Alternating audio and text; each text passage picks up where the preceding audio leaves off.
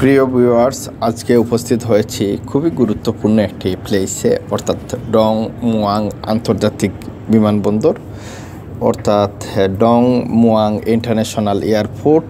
এটি হচ্ছে ব্যাংককে অবস্থিত, থাইল্যান্ডের ব্যাংককে অবস্থিত বিশ্বের প্রাচীনতম একটি বিমানবন্দর।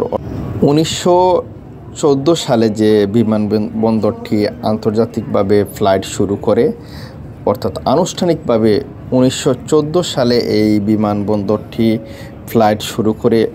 বুঝতেই পারছেন তো কত পুরাতন একটি বিমানবন্দর, যে বিমানবন্দরে প্রতি মিনিটে একটি করে ফ্লাইট উড্ডয়ন করে এবং একটি করে ফ্লাইট অবতরণ করে।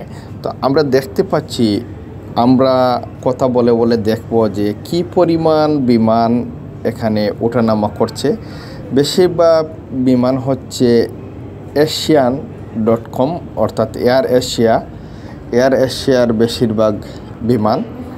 আমরা এই জায়গায় দেখেছি যে এয়ার এশিয়া, নক এয়ার এবং থাই লিওন এয়ার, এই তিনটি বিমান বেশিরভাগ এই জায়গায় ওঠানামা করে।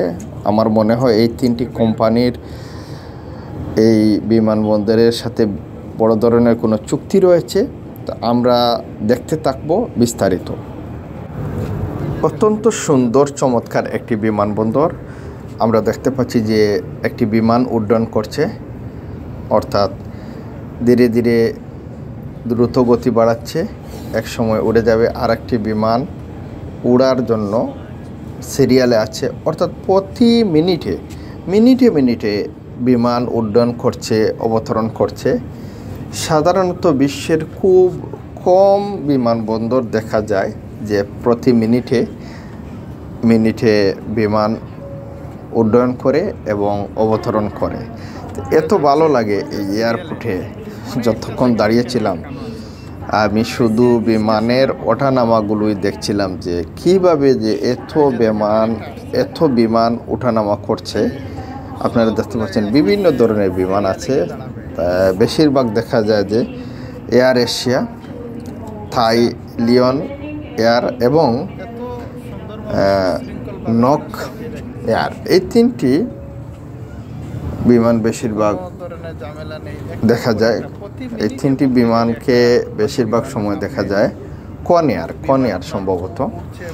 এই তিনটি বিমান উড্ডয়ন বেশিরভাগ করে এবং অবতরণ করে। বিমানগুলো একেবারে ছোট নয়, মধ্য প্রকৃতির বিমান, বড় বড় বিমানও আছে। বিমানবন্দরটি অত্যন্ত সুন্দর, যেহেতু পুরাতন একটি বিমানবন্দর। আমরা ঘুরে বিমানবন্দরের বিভিন্ন এলাকা দেখেছি। বড় বিমানবন্দর এবং চমৎকার একটি বিমানবন্দর, দেখতে যেমন চমৎকার, তার পরিবেশও খুব শান্তপ্রিয়। চিল্লা চিৎকার বলতেই নেই। সাধারণত আমাদের দেশের প্রত্যেকটা প্লেসেই চিল্লা চিৎকারের জন্য আমরা শান্তিতে কোনো জায়গায় বসতে পারি না। থাইরা খুব শান্তপ্রিয় জাতি। তাদের এয়ারপোর্টেও আমরা দেখতে পাচ্ছি দুইটি বিমান একসাথে, একটি নেমেছে আর এবং একটি উড্ডয়নের জন্য ছুটেছে। তো দেখতে পাচ্ছেন যে আমাদের সিএনজি স্টেশনগুলোতে যেভাবে সিএনজির গাড়ি থাকে, অর্থাৎ সিএনজিগুলো দাঁড়িয়ে থাকে, অনুরূপভাবে এখানে বিমান দাঁড়িয়ে আছে, অর্থাৎ বিমানকে স্ট্যান্ড করে রাখানো হয়েছে বা রেখে দেওয়া হয়েছে। সিএনজি স্ট্যান্ড যেগুলো আছে, বহুমুখী সিএনজি স্ট্যান্ড, এক জায়গা থেকে বহু দিকে বা বহু সিএনজি স্ট্যান্ডে যাচ্ছে বা বহু মোড়ে যাচ্ছে, বহু দিকে যাচ্ছে সিএনজি।